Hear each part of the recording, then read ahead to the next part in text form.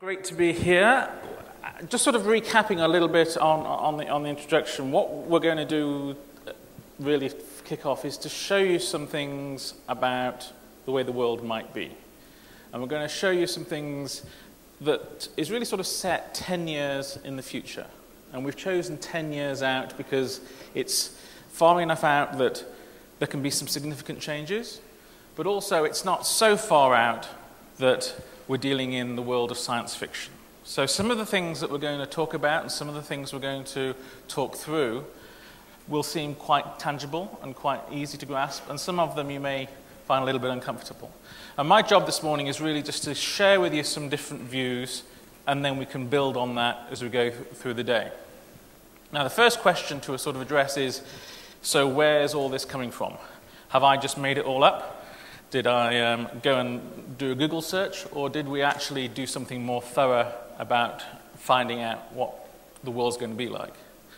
And the way we did this, and it's quite important because this sort of strikes the heart of why this is quite serious stuff at one level, but also quite credible and inspiring stuff at another, is that instead of just looking at ourselves today and saying, okay, if we're doing this today, let's immediately just go and extrapolate forward. As well as looking at trends within the automotive sector, within our business area, we also took a step outside and we brought together lots of experts from different countries and different companies. We ran workshops in India and in China and in the States that mixed together people from Cisco, from Philips, from Infosys, as well as people from Tata and Ford, Rolls-Royce, a whole range of different organizations. So what I'm going to be sharing over the next 20 minutes is actually their combined thoughts as to how the world's going to change and what are going to be some of the implications around mobility, and from that, what's it going to mean for us. So let's kick off. What can we be certain about?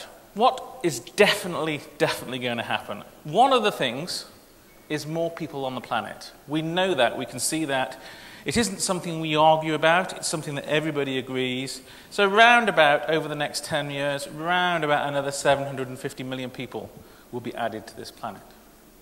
Another thing that we can really be certain about is that there's going to be several resources over which it's going to become more and more difficult to access them. So we talk about resource constraints.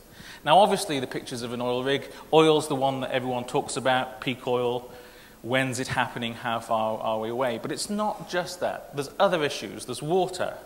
There's things like rare metals that are important in the world of mobile phones and computers. And it's also worth bearing in mind at this point that it's not just about physically running out of stuff, but a lot of this is due to politics. Different countries buying up resources from other areas. So everybody who we talked to agreed that 10 years from now, we're going to have some big supply problems around certain materials, and we need to understand that now, otherwise when we make our bets for the future, we're not taking the right things into consideration. Another thing that everybody agreed with is that the world's shifting to here. Economically, the power is definitely moving from the States and Europe, and it's coming to Asia. Unless there's a major change in China, it's pretty well certain that 20 years out, the Asian economies will be more wealthy, more powerful than many of the Western economies. So that's a good thing for being here. It means more people generating more wealth, and therefore the economies thrive. And then the other thing, the last thing that everybody agreed with, was that the world's going to be ever more connected. I mean, now we've all got our Blackberries and our iPhones, and we're pretty well used to accessing them wherever we want. Go forward 10 years and there'll be 50 billion connected devices. Now there's only going to be 8 billion people. So that means the other 42 billion will be machines. All our cars, but probably adds up to another 4, 5 billion maybe. But on top of that, lots and lots of devices, everything from your cargo ships through to your containers, through to lots of machines within industry. They're all going to be connected. So that means that we're going to have a world where there's this network always on, which means we can do so much stuff So as I talk through some of the things that get closer to mobility, this one in particular is worth bearing in mind as to the transformation that's happening. Somebody else is doing it. We don't need to be part of this. Somebody else is actually creating this world, but it's a world that we will be operating in, and therefore it's a world we need to understand. Now, those are the four things that everybody said, yes, definitely, these are happening. The rest of what I'm going to show you are things that people thought probably will happen. It's not 100% certain, but it's pretty convinced that these things are going to be important and are going to be happening.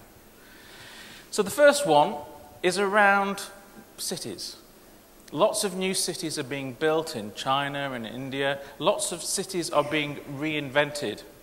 And the model that people are looking at is cities that are dense, cities that are compact, because they're more efficient places to live than spread out cities. The energy use in somewhere like Hong Kong or Paris is far more efficient than in somewhere like Mexico City or Los Angeles. You know, in Hong Kong, it takes you about 15 minutes to get from home to work. In Houston, it takes 2.5 hours. And that's because it's so spread out. So when you think about the future, you need to think of cities that have got more together. That doesn't mean that they're overcrowded. It just means that they're designed in a different way and less distributed.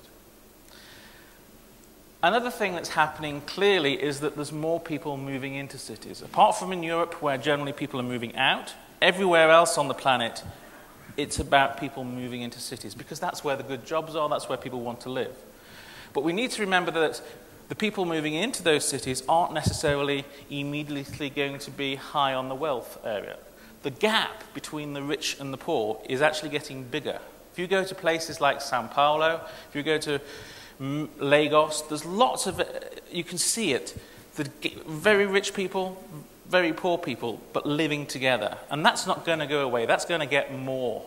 And so we need to bear in mind that the people who are buying our ultimate products are going to vary across that spectrum. Another thing that's definitely going to be, and this sort of relates to the BP world, another thing that's definitely going to be important is over the next 5-10 years, we're going to be encouraged to use less energy. The perspective of new technologies and alternative energy supplies is there, but the shift is going to take 20, 30, 40 years. Over the next 10 years, it's really going to be about encouraging people to be more environmental, more sustainable with their view about energy use. And this has two big implications. First of all, we need to stop the Americans behaving like Americans and start to reduce the amount of energy that they use. But also, we need to make sure that as India and China and Vietnam and Thailand grow up the economic curve and start using more energy, that they look at places like Japan and Germany as a role model. And so we need to sort of have that sort of in mind.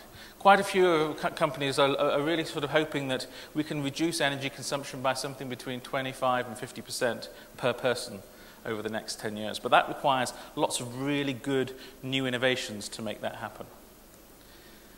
So there's just sort of some contextual stuff. What I wanted to do now is just sort of go into the mobility area, because that's your heartland. That's what Castrol's really about. It's about moving stuff. So what did they all say about mobility? First of all, more planes. We know this. If you talk to Airbus, if you talk to Boeing, they've already got the orders for all the planes. And most of the new planes are coming into Asia. Roughly twice as many planes in Asia in 10 years' time than today. And on top of that, lots more planes flying in and out of Asia. And so this is not just about moving people around, this is moving freight. So if you talk to people like Emirates, who were a part of one of the events, they highlight that they bought the next 7 years' production of the Airbus A380. If anybody else wants one, you've got to wait 8 years to even put your order in. They've bought that because they're convinced about the amount of people that they need to start flowing through Dubai, and most of that is going to be connections in and out of Asia. So this is a thing that we can be pretty confident about, more people moving around by plane. The other thing we know, and you can see it in China, but it's not just in China, is more and more trains, more high-speed trains. China's building 120,000 kilometers of rail track over the next 10 years. That's the second biggest infrastructure program ever. The other one was when the Americans built all their highways just before, at the end of the recession, of the Depression. So this is going to have a huge impact in how quickly people can move around China, and the same ideas are moving into other areas as well. And then the other one that you can definitely see happening is that although there's a bit of a blip at the moment, generally in 10 years' time we'll have more ships. And those ships will have to be more environmental, but they'll also be bigger and they'll be moving more and more of our stuff around. Around about 90% of everything we ever touch has at some point been on a ship. And you have to bear in mind that as the world grows and the economies grow, that means we need more ships. So this idea of planes, trains and ships, we're all getting more of them. And so that sort of as a background context, one way of looking at that is that means more people will be moving around, but also more goods are moving around. Now when it comes to highways and moving and actual driving, one thing that we know, and this goes back to that slide I showed about everything's connected, is that our highways will be more intelligent. It won't be that they've got technology embedded in the highways as they used to think of 20 years ago. What's happening now is just the sheer fact that every car is a mobile phone, that all of us are carrying nodes in a network around with us, means that we can have more intelligence, and therefore we can move towards a world where more and better information is provided to us as we move around. So this idea of intelligent highways is really, really important. And the two big drivers that are making people excited about this is one, safety. So people like Volvo are aiming that nobody will get hurt in a Volvo at all in 10 years' time. And then the other one is clearly congestion. If you've got more information about who else is driving and where all the other vehicles are, then that allows you to make decisions that mean less congestion. So that's a positive thing to keep the world going. Another one, and this, as we go through today, one of the things to think about is new business models, new ways of doing what we already do. And one of the big drivers around this is the idea of dynamic pricing. And what this means is, instead of just having a price that's fixed for a day or for a week or for a month, this is prices that are changing hour by hour, minute by minute. So you obviously see that in the world of finance, but this is coming to the world of transport. If you go into Japan or you go to Germany, the plans for new trains over the next few years, and even in Delhi, are about trains where you get charged when your mobile phone gets on and off the train. You don't buy tickets. It's all about where your mobile phone is. And that means that instead of just having two ticket prices, one for the busy times and one for the quiet times, they're going to have 100 different prices. And you can choose, or your mobile phone can choose, as to when's the best time for you to get onto which train. Or you can buy in advance the train slots that you want automatically. And if you think about this moving into the other places, things like watching TV. In some parts of the world, you can buy things like Discovery Channel and you pay for the channel. Well, think about how that changes when you're paying for the program, not for the channel. And the amount that you're paying is driven by the number of other people watching that program at that instant in time. And that allows for a whole different idea about what dynamic pricing can deliver. So this is it's one of those sort of things that are coming from outside the space, but it's going to have big impact and it's going to change how we think about business.